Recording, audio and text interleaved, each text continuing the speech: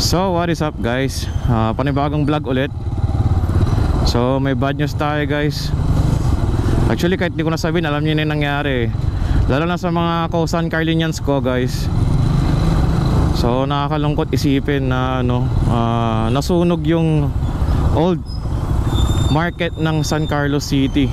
Ang daming napinsala guys, ang daming nasayang.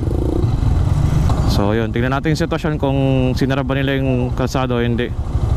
So nakakalungkot isipin kasi guys, ang daming nawalan ng pagkakakitaan, di ba? Imaginein mo, parang ang hirap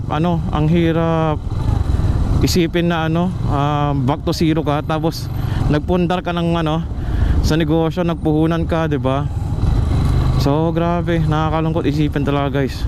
Hindi natin alam kung ano yung pinagmulan ng sunog, kasi questionable pa rin sa marami yung nangyari, kung ano ba talaga yung pinagmulan ng sunog. Grabe, no oras na 5:20 na, parang talagang amoy na amoy mo yung guys amoy na amoy mo yung, alam mo yung yung baga ng apoy, yung karatas ng nasunog. Kawawa talaga yung mga negosyante guys, nawalan sila ng magkakitaan. Kasi almost 75% daw yung natupok na yun So bali ang pinaka nadamay ata is doon sa may bandang unit po, may pusok pa So dito medyo okay pa, pero yung talagang loob ng palengke ang talagang natupok. Yun grabe Yan, ito na yung likod ng palengke. Dito yung main na nasunog Ito, alam ko dito ang benta, mga orokan, mga plastic. Kasi wala na talaga nasalba. Yan grabe. Imagine mo lang yan guys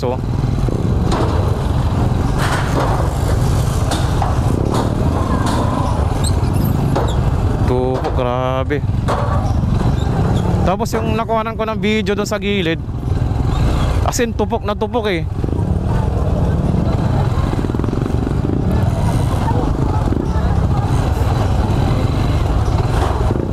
Kawawa naman yung mga negosyante.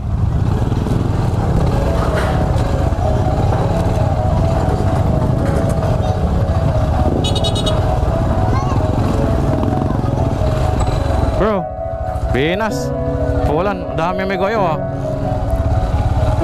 Check ko mo ni. Sige pa.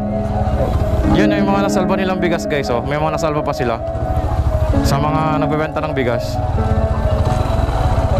Pero dito grabe, tupok na tupok dito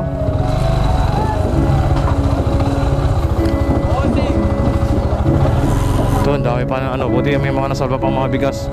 Mas importante yan Grabe, first time ko makakita ng ganito kalaking sunog. Tapos balita ko guys, ang dami pa daw umiyak kanina ng mga negosyante. Ito yung mga mga natostang manok